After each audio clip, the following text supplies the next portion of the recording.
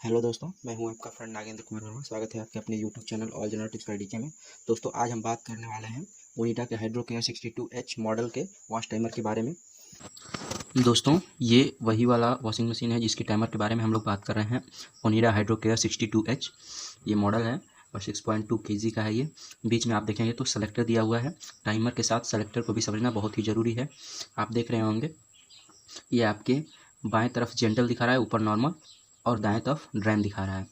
तो इस कनेक्शन को भी समझना आपको बहुत ज़रूरी है। आगे मैं आपको सेलेक्टर भी दिखा दूंगा और उसका कनेक्शन भी बता दूंगा। तो चलिए, तो दोस्तों इसको हम खोल कर भी देखेंगे। तो इसके इंटरनल कनेक्शन और जानकारी देने से पहले आपसे रिक्वेस्ट है कि अगर आप हमारे चैनल पर नए हो तो चैनल को सब्सक्राइब कर लीजिए, वीडियो को लाइक कर दीजिए, और अगर आपके मन में कोई क्वेश्चन आता है तो कमेंट में ज़रूर बताइए, और इस वीडियो में अगर कोई कमी दिखे तो उसको भी बताइए ताकि मैं आगे चल के सुधार करूँ। हम इस वीडियो को शुरू करते हैं। पहले हम इसे खोलेंगे ताकि इसका कनेक्शन अंदर से पूरा क्लीन दिखे, साफ दिखे, और समझ में आए आपको कि ये कैसे काम करता है, ताकि आप कनेक्शन अच्छे से समझ पाएँ।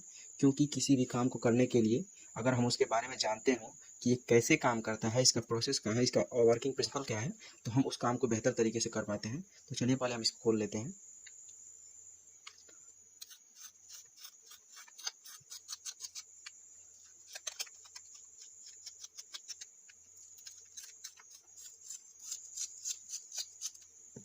तो दोस्तों, ये हमारा टाइमर खुल चुका है। ये टाइमर ख़राब हो चुका था, मैंने इसके जगह पे दूसरा टाइमर लगाया है, लेकिन उसके वायर में और इसके वायर में दोनों में अंतर है। बाकी टाइमर सेम है, तो आप कंफ्यूज नहीं होंगे। आपके पास अगर अदरवाइज कोई कलर वाइज वायर आ जाता है इसी तरह के वॉश टाइमर में, तो आप कंफ्यूज नहीं होंगे। हम इसको इस तरह से आपको समझा देंगे, ठीक है। तो आप यहाँ पे देख सकते हैं कि कंपनी से कनेक्शन को किस तरह से बांटा गया था। ये मैंने टिप नहीं लगाया है, ये कंपनी से ही लग कर आया है। ये ओरिजिनल टाइमर है। इन 3 वायर में थिम्बल लगा हुआ है जो सेलेक्टर में कनेक्ट होता है। दोस्तों, मैंने जो सेलेक्टर के 3 वायर दिखाए थे आपको, अभी मैं आगे भी दिखाऊंगा। पहले इस आप सेलेक्टर को देख लीजिए। यही सेलेक्टर उस वॉशिंग मशीन के टाइमर के साथ कनेक्ट था। आप एक तरफ देखेंगे तो 2 कनेक्टर दिख रहे हैं, थिम्बल, और एक तरफ अकेला दिख रहा है। आप यहाँ पे देख पाएंगे तो एक तरफ एक है जहाँ पे ये कनेक्टर, ये थिम्बल कनेक्ट होगा, और एक तरफ 2 है जो पास पास है ऊपर की तरफ, और नीचे की तरफ एक है कनेक्टर। तो आपने उस सेलेक्टर में देखा कि 2 थिम्बल जो ये जहाँ जाकर कनेक्ट होंगे, एक तरफ 2 थे और एक तरफ एक अकेला था।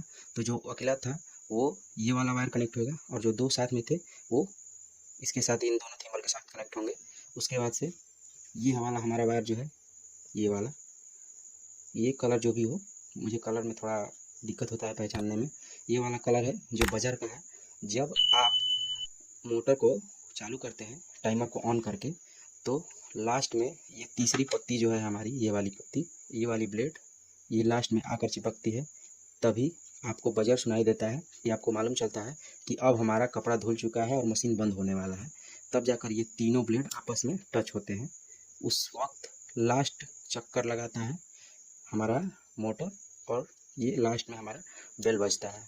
देखिए, ये बजर का वायर है जो इस पॉइंट में लगा हुआ है। ये वाला हमारा बजर का वायर है जो यहाँ पे लगा हुआ है।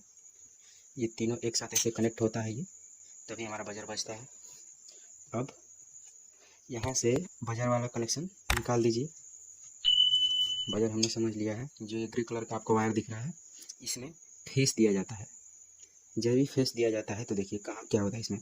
यहाँ पे फेस देने के बाद देखिए ये ब्लेड आपको दिख रहा होगा, ध्यान से देखेंगे तो ये हमारा ग्रे वायर है, इसमें फेस दिया जाता है।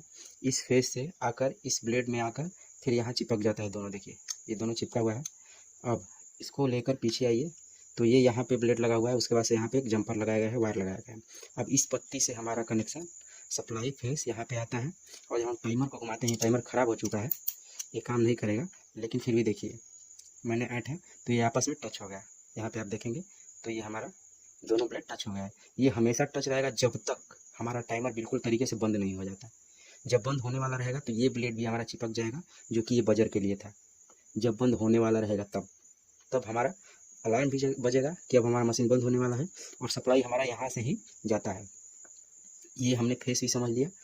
उसके बाद आप ध्यान देंगे, ये वाला जो वायर है जो बजर के कलर में है, ये वाला हमारा वायर सेलेक्टर के जो अकेला पिन है उसमें लगेगा, सेलेक्टर के अकेले पिन में लगेगा। और ये दोनों जो दो एक साथ लगे हुए हैं सेलेक्टर में, जो मैंने पहले आपको पीछे दिखाया था, अगर आपको नहीं समझ आ रहा तो बैक करके वीडियो को देख लीजिए। जो दो थिम्बल एक साथ लगे हुए हैं वो दोनों इसमें लगेंगे। अब सेलेक्टर को आप जेंटल, आपने देखा होगा मैंने फर्स्ट में दिखाया था मशीन के बारे में, ओनिडा का हाइड्रो केयर का ये मशीन है, उसमें जेंटल और नॉर्मल दिया हुआ है। आप नॉर्मल करेंगे तो ये कनेक्शन डायरेक्ट जाने लगेगा और हमारा जो एंटी क्लॉकवाइज और क्लॉकवाइज कनेक्शन डायरेक्शन में मोटर घूमता है वो एकदम नॉर्मल तरीके से घूमेगा। लेकिन आप जैसे ही जेंटल करेंगे, जेंटल कहीं कहीं जेंटल लिखा रहता है, कहीं कहीं हैवी लिखा रहता है, कई तरीके से लिखे रहते हैं। तो जेंटल या हैवी जब करेंगे आप तो एक डायरेक्शन में हमारा मोटर कुछ ज़्यादा देर तक चलेगा और दूसरे डायरेक्शन में मोटर कुछ कम देर तक चलेगा। इससे क्या होता है कि हमारा जो कपड़ा होता है देर तक वॉश करता है, घूमता है, धुलता है। चलिए हमने इसको पूरा समझ लिया है, एक बार आप देख लीजिए। और ये दोनों सेलेक्टर के पास वाले थिम्बल में कनेक्ट होंगे। ये जो सेलेक्टर के एक थिम्बल अकेले है साइड नीचे की तरफ वो इसमें कनेक्ट होगा। इसमें हमारा ग्रे वाला वायर में फेस कनेक्ट होगा और ये बजर के वायर में जाकर कनेक्ट होगा। न्यूट्रल हमारा नीचे से दिया हुआ होता है। उसके बाद से ये वाले वायर जो है, ये वाला वायर तो मैंने आपको बता ही दिया है दोस्तों। ये जो येलो वाला हमारा वायर है और ये रेड वाला वायर है, इसी से हमारा मोटर दोनों डायरेक्शन में चलता है। वो कैसे हम आपको दिखाते हैं। जैसे ही हम इस लीवर को घुमाते हैं, हटते हैं, तो जो हमारा ये पुली है, हमारा जो ये पुली है ये घूमता रहता है और इसी पुली की वजह से एक बार ये ब्लेड ऊपर उठता है, ये वाला नीचे जाता है, फिर ये नीचे वाला ऊपर उठता है ऐसे, और फिर ये ऊपर वाला चिपक जाता है। तो इससे क्या होता है कि हमारे ये जो वाइट वाला वायर है, देखिए ये वाइट वाला जो वायर है नीचे की तरफ कनेक्शन है, शायद आपको दिखाई ना दे रहा हो। ये दोनों ब्लेडों से एक जंपर लगा है।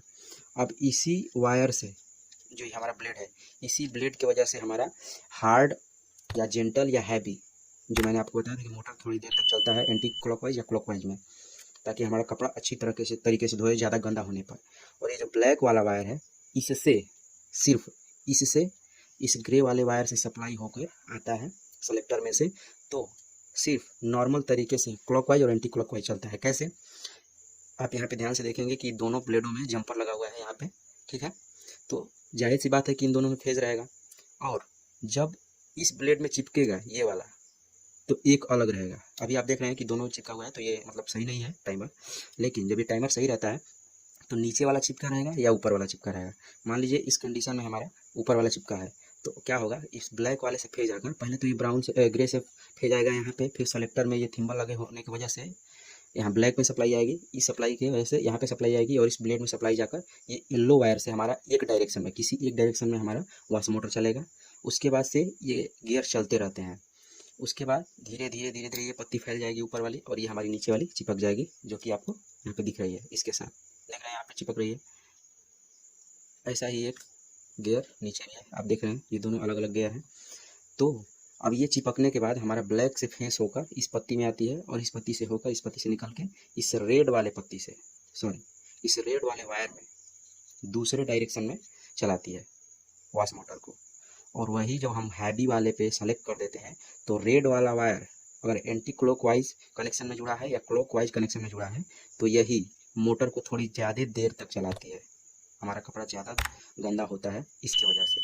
तो दोस्तों, अगर हमारा ये वीडियो आपको पसंद आया हो तो वीडियो को लाइक कर दीजिए, कमेंट कर दीजिए और चैनल को सब्सक्राइब कीजिए। थैंक्स।